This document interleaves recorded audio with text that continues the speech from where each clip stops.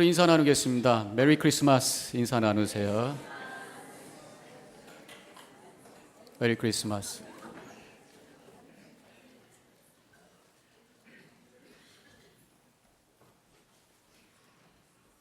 팬을 조금 천천히 돌렸으면 좋겠습니다. 앞에 그 초가 너무 흔들려가지고 끄름이 올라와서 팬을 조금 천천히 돌려주세요. 우리 잠깐 기도하겠습니다. 하나님, 오늘 성탄주일 저희들이 함께 모여 경배합니다. 주님이 기뻐 받아주신 줄로 믿습니다. 이제 주님 바라보면서 우리에게 주시는 귀한 말씀 듣습니다. 구원의 징조로 이 땅에 오신 우리 예수님 바라보며 그 구원의 큰 은혜를 체험할 수 있는 이 시간 되게 하여 주시옵소서. 예수님의 이름으로 기도하옵나이다. 아멘. 오늘 봉독한 말씀 속에 그 징조라는 그런 단어가 나옵니다. 이 징조라는 단어는 영어 성경의 NIV에는 sign으로 되어 있어요. 이 sign이라는 말을 한국말로 좀 다른 말로 표현해 보면은 어떤 증표라는 단어를 생각을 해보게 됩니다. 증표하면 생각나는 게 옛날에 요즘엔 다 뭐 이메일하고 뭐 다 하지만 옛날에 커뮤니케이션 잘 안 될 때에 서로를 확인하기 위해서 증표를 나눠 가졌던, 그리고 만났을 때 증표를 내보내면서 너냐 뭐 이런 만남을 가졌던 그 옛날 얘기가 생각나는데 춘향전이 생각이 나요. 옛날 옛적에 남원에 춘향이라고 하는 소녀가 살았었지요.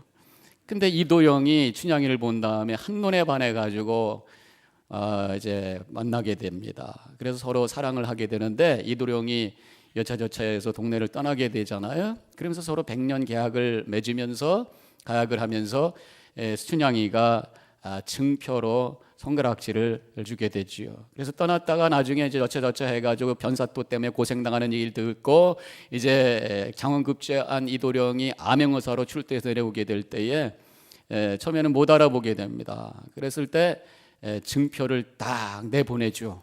증표를 보면서 어머 이도련님 아니십니까? 춘향아 그러면서 서로 나다 하면서 내가 기다렸던 그대가 이제 오십니까? 그러면서 서로 행복하게 살았다는 그런 얘기가 있잖아요. 그때 보여줬던 그것이 증표란 말이에요. 감히 암행어사를 향해서 얼굴을 들지 못하고 언제나 내가 기다리던 그대가 올 것인가, 그 고통 속에서 고난 속에서 기다리고 있는 그에게 증표를 보여줬을 때 그분이 왔구나, 이제는 내가 살았다라고 할 수 있는 그 순간이었다고 하는 것을 보게 되죠. 바로 예수님께서 이 땅에 오신 것이 이 세상에서 믿음 안에 살려고 하는, 주님의 뜻대로 살려고 하는 우리들에게 여러 가지 고난이 오고 도전이 오는 이 세상 속에서 보여주시는 하나님의 증표, 주님이 우리를 구원해 주시고 우리와 함께 하시고 우리를 인도해 주신다라고 하는 그 증표가 바로 탄생하신 아기 예수님이라고 하는 그 말씀이 오늘 본문에 있는 말씀의 내용이라고 하는 것입니다. 증표라고도 할 수 있고 징조라는 말을, sign이라는 말을 예표라고도 할 수 있죠. 예표, 미리 볼 수 있는 거예요. 예를 들어서 여름에 소나기가 오려고 할 때 그 징조가 있습니다. 아침부터 푹푹 찐다던가, 또 갑자기 새까만 구름이 오면서 바람이 싹 하고 불면 이제 소나기가 오는구나. 그 다음에 쫙 앞으로 올 어떤 것에 대해서 미리 볼 수 있는 거를 우리가 예표라고 할 수가 있고, 산모가 이슬이 비치면 병원에 가야 된다고 그러잖아요. 아기 날 징조가 있기 때문에. 지금 전도사님 병원에서 지금 아기 낳기 위해서 준비하고 있다고 그러더라고요. 전도사님 두 번째 아기가 지금 나오는데, 바로 그런 차원에서 우리 아기 예수 그리스도께서 탄생하심으로 말미암아 하나님의 새로운 구원의 역사가 이루어질 것이라고 하는 그 예표, 증표로 우리에게 보여주신 거라는 거예요. 하나님의 그 은혜와 어떤 영적인 것 눈으로 볼 수가 없어요. 앞으로 미래의 것 지금 볼 수가 없어요. 그러나 예수님, 아기 예수님 보이시는 그러한 하나님의 사인으로 이 땅에 오셔서 모든 인류들에게 구원을 보여주시고 영혼을 보여주신 거라고 하는 것입니다. 성경에 보면은요, 이렇게 예표 또 징조에 대한 말씀이 많이 나오고 있어요. 사사기 6장에 기드온이 미디안과 전쟁을 할 때에 하나님께 징조를 달라고 부탁을 합니다. 간구를 합니다. 그때 하나님께서 양털과 이슬을 통해서 징조를 보여주십니다. 이슬이 내리는데 양털만 적시게 되고 땅은 전혀 내리지 않았어요. 그 다음 날은 뭐 거꾸로 땅만 적셔지고 양털에는 이슬이 땅만 적셔지고 양털에는 이슬이 하나도 내리지 않고 뽀송뽀송한 거야. 아, 하나님이 분명히 나와 함께 하신다는 그런 사인을 주셨구나 라고 하는 것을 바라보면서 확신을 갖고 나가서 전쟁에서 이기게 되는 것을 보게 됩니다. 하나님께서는 우리에게 늘 당신을 보여주시기 위해서, 당신의 은혜와 사랑을 우리에게 확증시켜 주시기 위해서 보이는 어떤 사인을 주신다는 거예요. 그러니까 우리 가운데 있는 사인이 뭘까? 지금 우리에게도 그런 사인들을 보여주시고 계시는데, 저는 자연도 그 중에 하나라고 생각합니다. 자연을 보면서 창조주 하나님을 볼 수 있는 어떤 증표예요. 거기에 있는 풍성함과 자연의 아름다움을 통해서 하나님이 우리의 삶을 복주시고 우리의 삶을 아름답게 하신다고 하는 메시지를 보게 되고, 또 되어가는 여러 가지 상황 속에서 하나님께서 우리와 함께 하시고 이끌어 주신다고 하는 사인을 볼 수가 있고, 사실 제일 정확한 증표가 뭡니까? 우리 시대에 있어서 그것은 어떤 다큐멘이에요. 증서에 글로 쓴 거예요. 여기서는 다 글로 써서 사인을 하죠. 한국에서는 도장을 찍고, 그래서 그 글을 서로 주고 받으면서 계약이 되고 그것이 증명이 되는 것이에요. 증명서, 서티피케이션이 만들어지고 컨트랙이 만들어지고 다 리튼 다큐멘이 만들어지고, 그래서 쓰여져 있는 그 글이 증표라고 한다면, 하나님께서 우리를 하나님의 자녀로 삼아 주시고 하나님께서 우리를 구원의 은혜를 허락해 주신다고 하는 증표를 우리에게 쓰신 것으로 준 게 있어요. 바로 그것이 성경이라는 거예요. 그래서 성경을 통해서 우리가 천국의 확신을 얻고, 성경을 통해서 내가 하나님의 자녀인 것을 확신하고, 그래서 말씀을 붙들고 살아나가는 것이 바로 우리의 믿음인 거란 말이죠. 더 나가서 더 구체적이고 우리에게 준 최대 증표가 뭐냐? 바로 예수 그리스도라. 그것이 바로 오늘 말씀. 바로 오늘 말씀, 동정녀를 통해서 탄생하신 임마누엘이라고 하는 이름으로 이 세상에 오신 예수 그리스도가 우리에게 보여주신 하나님의 증표라는 거죠. 하나님의 사랑과 구원에 대한 확실한 눈에 보이는 증표라는 거예요.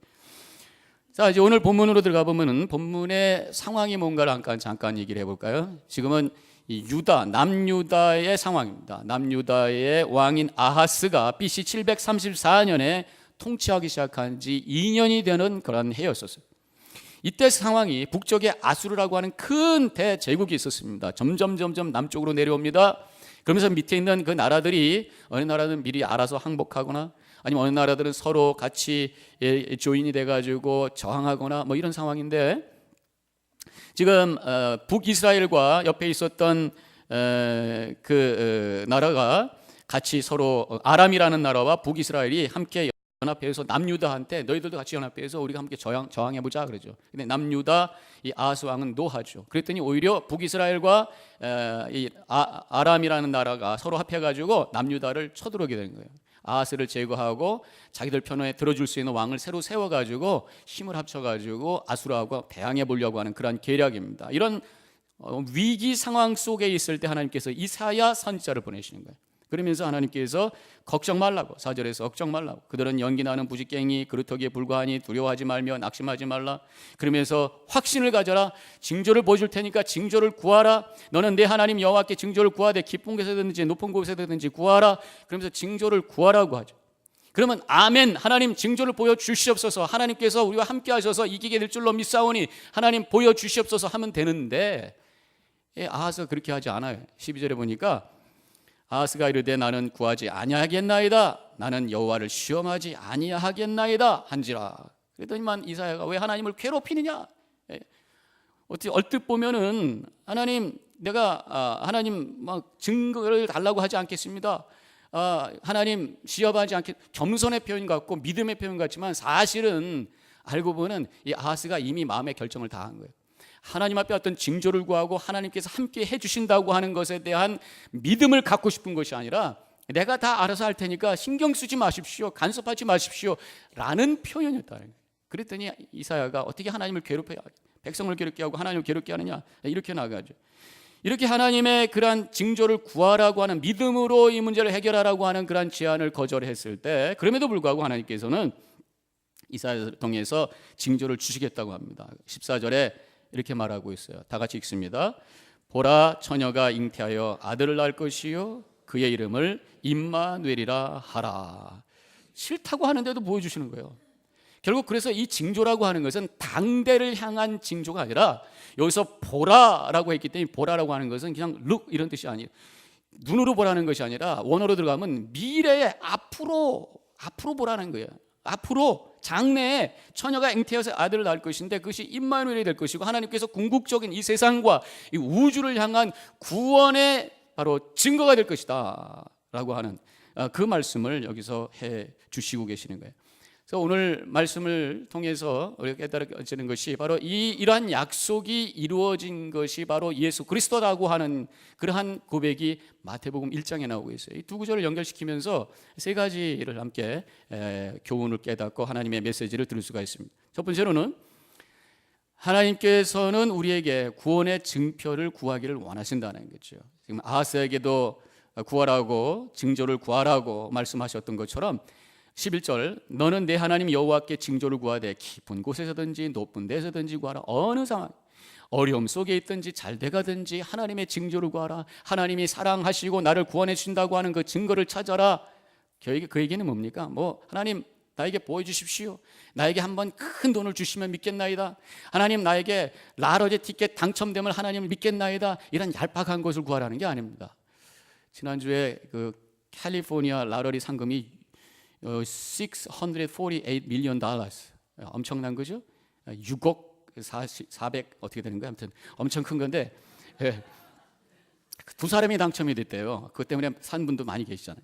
두 사람이 당첨됐는데 한 사람은 나타났는데 아직 한 사람이 안 나타났다 그러는데 모르는 게 아니라 아마도 나중에 변호사 대동에서 나타날 것이다 그렇게 생각을 하고 있더라고요. 근데 이거 한 사람이 이거저거 다 띄고 받아도 120만 불, 이 120 밀리언 달러, 1억 2천만 불을 받게 되는 거예요. 이게 도대체 얼마나 큰 돈인가 상상이 안 되잖아요. 그래서 그걸 계산을 제가 해보니까 패밀리 센터를 40개 질 수 있는 돈이다. 실감이 나죠. 엄청난 돈인데 하나님 이런 큰 돈을 나에게 주신다면 이것이 하나님 살아계신 증조로 내가 믿겠나이다. 그것은 구원의 증조가 아니라 저주의 증조입니다. 만약에 그런 돈이 한꺼번에 이렇게 들어오게 된다면 그렇게 해가지고 제대로 사는 사람들이 없어요. 물론 누리면서 살 줄 모르지만 영적으로는 다 따라가는 겁니다. 시편 128편 1절에 보니까 하나님이 우리에게 주신 정말 복은 뭐냐? 일확천금이 아니라 내 손이 수고한 대로 먹을 것이라 내가 복되고 형통할 것이다. 손으로 열심히 일한 것만큼 주시는 것이 하나님의 복이라고 그래서 열심히 일하면서 복을 구하시기를 주님의 이름으로 간절히 축원합니다. 그런데 아무튼 증거를 보여달라고, 징조를 보여달라고 하는 그러한 고백은 모든 것에 있어서 하나님께서 간섭하시고 하나님께서 인도하시고 하나님께서 은혜 주시고 하나님께서 복 주시기를 원하는 그러한 믿음의 고백을 하라는 거예요.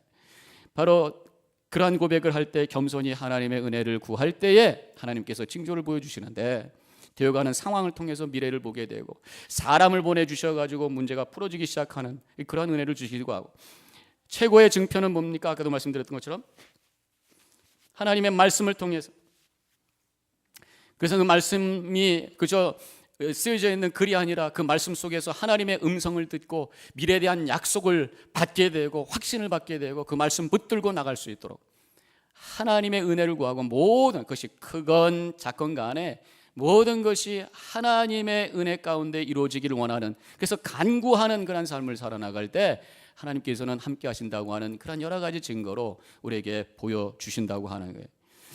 그래서 구원의 증표를 구하기를 원한다는 이 말씀은 겸손히 모든 것을 하나님께서 간섭하시고 인도하시고 허락해 주실 것을 구하는 믿음의 자세를 가져야 된다는 말씀이에요. 그때 이루어지는 게 뭡니까? 모든 것이 하나님의 은혜인 것을 고백하는 그런 겸손의 신앙의 삶을 살게 되고 그래서 감사를 고백하게 되고 그래서 그 삶 속에 은혜와 하나님의 축복이 임하는 그런 체험을 하게 되는 거죠. 두 번째로 오늘 본문을 통해서 또 깨닫게 되는 것이 첫 번째로는 하나님께서 구원의 증표를 구하라고 말씀하셨고 또 한 가지는 바로 아기 예수님이 우리에게 보여주신 구원의 증표다라고 하는 것입니다. 마태복음 1장에서 그것을 확증해 주고 계시죠. 1장 21절부터 23절에 있는 말씀을 같이 함께 읽겠습니다. 읽습니다. 아들을 낳으리니 이름을 예수라 하라. 이는 그가 자기 백성을 그들의 죄에서 구원할 자이심이라 하시니 이 모든 일이 된 것은 주께서 선지자로 하신 말씀을 이루려 하심이니 이르시되 보라 처녀가 잉태하여 아들을 낳을 것이요 그의 이름은 임마누엘이라 하리라. 23절 그 앞절이 바로 이사야 7장 14절에 있는 말씀 그대로 인용한 거예요. 앞에서는 예수님 탄생할 것이다, 탄생하리니 그 아기 이름을 예수라 하라 하시고 나서 그 예수가 바로 임마누엘이다. 옛날 아하스왕 때 주셨던 그 약속의 말씀, 바로 그것이 이루어진 것이 예수 그리스도다라고 말씀하신 거예요. 하나님의 구원의 궁극적인 징조가 바로 예수님이시구나라고 하는 것을 깨닫게 되는 거죠. 그래서 이 땅에 태어나신 예수님을 이렇게 바라보면서 그것이 하나님의 구원의 징표라고 말씀해 주셨는데, 그러면서 느껴지는 것이 하나님의 은혜라고 하는 것은 참 초자연적인 역사구나, 이런 것을 느끼게 됩니다. 왜? 동정녀에게로부터 태어난 처녀가 잉태하여 아들을 낳은 거예요.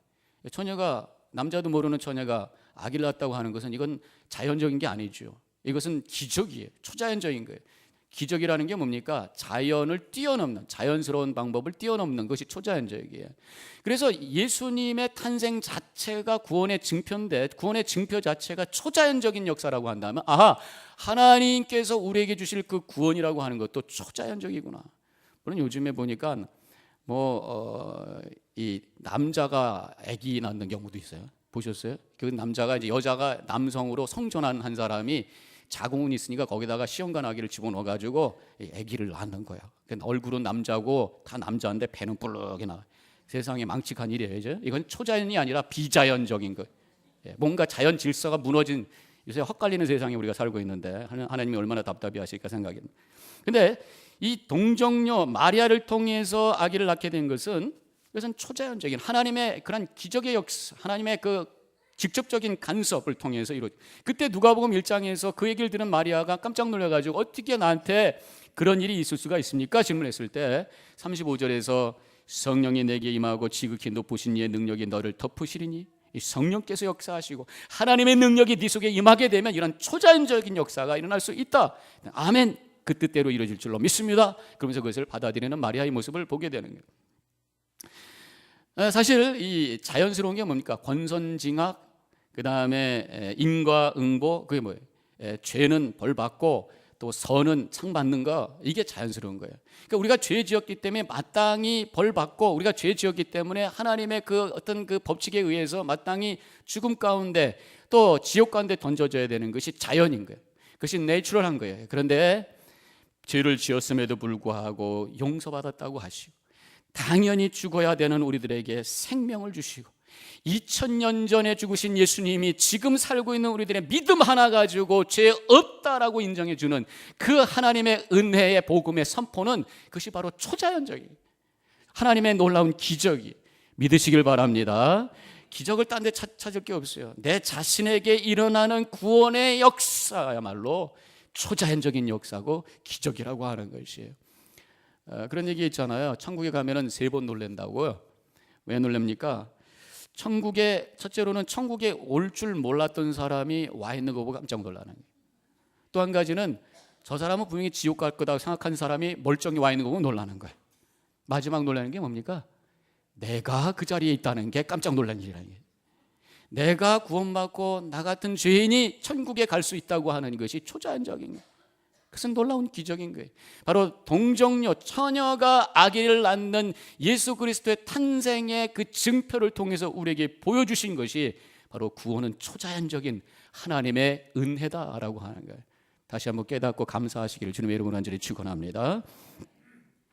또 증표로 오신 예수님을 바라보면서 느껴지는 게 뭐냐? 구원이라고 하는 것은 성장하는 것이다. 예수님께서 이 땅에 오셨을 때, 구원의 증표로 오셨을 때 왕관을 탁 끼시고 왕복 입고 얘들아 하고 다 오신 게 아니에요. 갓난쟁이로, 아주 연약한 자로, 아주 미천한 모습으로 이 땅에 오셨어요. 그러면서 점점 성장하시고 33살 때 십자가에서 온 인류를 위한 구속의 역사를 이루셨던 것을 우리가 보게 됩니다. 구원도 마찬가지. 우리가 예수님을 믿었을 때 그 순간에 짠 하고 예수님처럼 거룩한 사람으로 딱 서는 게 아니죠. 예수님을 믿었으면 그 안에 생명이 잉태된 거예요. 태어난 거예요.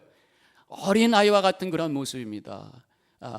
처음에 아이들이 태어나고 나면은 얼마나 이기적이에요. 다 네 거도 내 거, 내 거도 내 거 그러면서 다 달라고 그러고 안 주면 땡깡 부리고 아주 이기적인 게 어린아이의 모습입니다. 그러니까 애들이 커가면서 성장하면서 나중에 철드는 게 뭡니까? 감사할 줄 알고 나눌 줄 아는 거죠.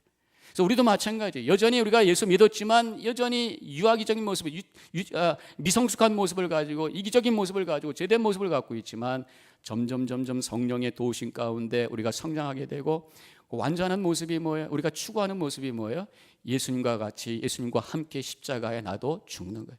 그래서 나의 삶을 하나님께 드리고 나를 통해 하나님의 은혜가 흘러가고 내 것을 내려놓고 하나님 영광 돌릴 수 있는 그러한 모습을 향해 우리가 걸어가는 그 삶이 바로 성화의 과정. 그래서 구원이라고 하는 것은 계속해서 자라는 것이다. 하나님 부르실 때까지 자라는 것이고 하나님 부르셔서 천국에 갔을 때 그때 완전히 영광스러운 몸으로 하나님께 나아가는 영화의 과정으로 우리가 살아 성화와 영화를 바라보며 나아가는 것이 우리의 믿음의 과정이라고 하는 것을 탄생하신 예수님의 모습, 그 구원의 증표를 통해서 알 수 있는 거예요. 마지막으로 세 번째, 오늘 말씀을 통해서 깨닫게 되는 것이 하나님이 함께 하심이 구원이다라는 거예요. 오늘 주신 말씀 속에 임마누엘이라고 하는 말씀이 있는데 그것을 번역한 말씀이 마태복음 1장 23절에 나오죠. 다 같이 함께 읽겠습니다. 시작. 보라, 처녀가 잉태하여 아들을 낳을 것이요 그의 이름을 임마누엘이라 하리라 하셨으니 그 이름 번역한즉 하나님이 우리와 함께 계시다 함이라. 그러니까 임마누엘이 뭐냐라고 하는 것을 마태복음에서 설명합니다. 하나님이 우리와 함께 계시다라는 뜻이라는 것입니다. 하나님의 증표로 이 땅에 오신 예수님의 또 다른 이름이 임마누엘. 그래서 예수님의 그 이름 임마누엘을 통해서 우리가 깨닫게 되는 것이 예수님을 통해서 하나님 우리와 함께 하시는구나. 그 함께 하신다는 것이 가장 큰 은혜고 구원의 모습이구나라는 것을 우리가 알 수가 있는 것이, 하나님께서 우리에게 주신 약속이 많이 있습니다. 우리에게 복 주시겠다고 그러고 자손을 주시겠다고 그러고 장수를 주시겠다고 그러고 건강을 주시겠다고 그러고, 그렇지만 가장 큰 복이 뭐냐? 함께 하시겠다. 내가 너와 함께 하리라고 하는 그 약속이 최고의 약속이고 최고의 은혜고 복인 줄로 믿으시기를 바랍니다. 사실 우리가 무엇을 갖고 있는 것보다 더 중요한 것이 누구랑 함께 있는 거예요. 아무리 내가 돈이 많이 있어도 주변에 사랑하는 사람이 없다면 그 사람은 불행한 거예요. 그런데 내가 좀 부족해도 주변에 나를 사랑해 주는 사람들이 많이 있는 사람들은 행복한 사람이. 물론 돈이 많으면요 사람들이 모입니다. 사람들이 모인다고 하잖아요. 사람들이 꼬인다고 그러지. 왜? 거기에 뭔가 미끼가 있어가지고 돈이라고 하는 것 때문에 모이는 거예요. 그래서 로또에 당첨되면 사람들이 무지무지 많이 몰려드는데, 그래서 로또에 크게 당첨된 사람이 보면 갑자기 사라지는 경우들이 많이 돼요. 주변에 있는 사람들이 막 몰려들이고 오기 시작하는데 이 사람들이 다 돈 보고 오는 것 같으니까 무서워서 다 도망간다는 거예요. 한국 사람 중에서 크게 당첨됐던 사람이 2002년에도 한 번 있어, 2012년에도 한 번 있었고 작년에도 있었고, 그 전에 제가 한번 말씀드렸던 1997년 이옥자라는 분이 있는데 그분은 $71 밀리언 받았던 사람이에요. 근데 지금은 파산을 해가지고 메디케이드 신세를 지고 사는 사람이라는데 지금이 더 행복하대. 근데 그 사람 옛날 사진을 보니까 클린턴 대통령과 같이 밥 먹는 사진이 있고 귓속말로 쏙쏙쏙 하는 사진이 있어요. 근데 클린턴 대통령이 이 사람이 좋아가지고 귀에다 대고 속닥속닥 할 것이에요? 뭐 때문에 그래? 기부금을 세게 냈기 때문에 식사 초대하고 대화한 거란 말이에요. 이 사람이 좋아서 그런 게 아니라 이 사람이 갖고 있는 돈이 좋아서 그런 거란 말이에요. 그런데 우리 하나님, 우리가 돈이 없고 지위가 이렇게 높지 않았어도 그 세상을 창조하시고 섭리하시는 그 하나님이 나와 함께 하신다고, 내가 드린 어떤 것 때문에 아니라 그저 나 하나 사랑하기 때문에 나와 함께 하신다고 하는 것이 얼마나 큰 은혜고 얼마나 복인 거예요. 믿으시길 바랍니다. 그것이 구원이라는 거예요. 그래서 임마누엘의 예수님을 통해서 주님이 나와 함께 하시는 분이구나라고 하는 그 고백을 우리가 하는 거죠. 주님이 나와 함께 하신다고 하는 것이 뭐 아라비안 나이트에서 요술램프에서 나오는 알라딘처럼 슥싹슥싹 문드렸을 때 뭘 도와줄까 나타나셨다가 싹 사라졌다가 그냥 어려울 때만 뭘 도와줄까 나타나는 그런 분이 아니잖아요. 하나님 부르실 때까지 천국 가서 영원히 있을 때가 지금부터 나와 동행하시면서 나의 삶의 모든 희비애락 속에서 함께 동참하시고, 내가 힘들 때 나를 세워주시고 기쁠 때 박수 쳐주시고 외로울 때 동무가 돼주시고, 그러면서 나와 함께 처절한 고통 속에 함께 오셔서 눈물을 흘리시고 그 고통을 함께 나누시는 분이 우리의 주님이시라는, 십자가를 통해서 우리에게 보여주신 그 하나님, 고통 속에도 나와 함께 하시는, 나를 그 누구보다도 이해해 주시고 나의 삶 속에 가장 깊은 곳에 동참해 주시는 그분이 나의 하나님이시라는, 세상을 지으신 가장 높으신 분이 나 삶 속에 가장 깊은 곳까지 함께 하시는 분이라고 하는 거예요. 어머니 전내음이 그립습니다라는 책이 있는데, 그 책에 많은 어머니들의 이야기가 나옵니다. 그 중에 하나 이야기를 소개하면요, 어떤 아들이 잘못을 해서 감옥에 갇히게 됐어요. 어머니가 찾아옵니다. 근데 그때는, 찾아올 때는 아주 추운 겨울이에요. 어머니가 그 아들을 바라보면 아들은 머리를 떨구고 어머니를 쳐다보지를 못해요. 어머니는 눈물만 글썽글썽하다가 다른 얘기 못합니다. 아들아 춥지? 가만히 있습니다. 10분 동안요. 그 말 한마디 하고 있다가 어머니가 일어나면서 성경책 하나 쓱 밀어주고 그러고 가게 되죠. 그 다음에 한 달 있다가 그 형이 옵니다. 형하고 얘기하는데 그 형이 가만히 보니까 뭐 아직도 뭐 제대로 이게 뉘우치는 기색이 없는 거야. 너 아직도 정신 못 차리는 거야. 너 지금 어머니가 어떻게 지내는지 알고 좀 이렇게 하고 있어. 어머니가 지금 너 만나고 간 다음부터 내가 자식 잘못 키워서 그렇다는 그런 마음 때문에, 죄책감 때문에 아들이 지금 감옥에서 추위에 떨고 있는데 내가 어떻게 따뜻한 방에서 자냐고, 보일러 다 빼라 그러고, 이럴 달에 그 추운 겨울에 감옥과 같은 생활을 어머니가 하고 있는데 어찌 아직 눈동자가 너 이러냐? 그래서 그 동생을 막 야단을 친 거야. 그때 이 동생이 가슴속에서 뭔가 뜨거운 것이 올라옵니다. 우리 어머니가 나를 사랑해 주시고 나의 아픔과 나의 이 고통을 옆에서 동참하고 계신다라고 하는 것을 깨닫게 되면서 성경을 읽기 시작하죠. 그때 또 어머니가 편지를 합니다. 아들아 네가 감옥에 있는 거 감옥이라고 생각하지 말고 수도원이라고 생각해. 그러면서 그가 그 말이 와닿기 시작합니다. 그러면서 그가 열심히 자기에게 맡겨진 일하고 엑스트라로 한글 모르는 사람들을 가르치는 일을 또 밤에 하는 거예요. 그러면서 완전히 변화된 모습으로 그가 새로운 삶을 출발했다고 하는 그러한 수기가 쓰여져 있는 글을 제가 읽었어요. 한 어머니가 그 아들의 아픔에 동참하는 마음이 이렇던데, 우리 하나님, 우리를 창조하시고 그 누구보다도 우리를 사랑하시는 주님께서 우리의 삶의 모든 부분에 동참하시고 나와 함께 동행하시는 그러한 하나님이시다라고 하는 것, 바로 임마누엘로 이 땅에 오신, 하나님이 우리와 함께 하신다고 하는 증표로 이 땅에 오시는 예수님을 바라보면서 믿어야 될 줄로 믿습니다. 구원은 다른 게 아니에요. 하나님이 나와 동행하신다고 하는 것이 최고의 구원이, 살아있을 동안 하나님이 나와 동행하시고 이 세상을 떠났을 때 영원히 나와 함께 하시는 그 천국의 삶을 살아나가는 것이 바로 구원인 것을 다시 한번 깨달으시고, 인생의 여러 가지 삶 속에서 우리의 구원의 증표이신 임마누엘의 예수님을 바라보면서 구원의 확신과 더불어 나와 함께 하시는 주님을 발견하시고 믿음 안에 승리하는 우리 성도님과 제가 되기를 주님의 이름으로 간절히 축원합니다. 잠깐 묵상하십시다.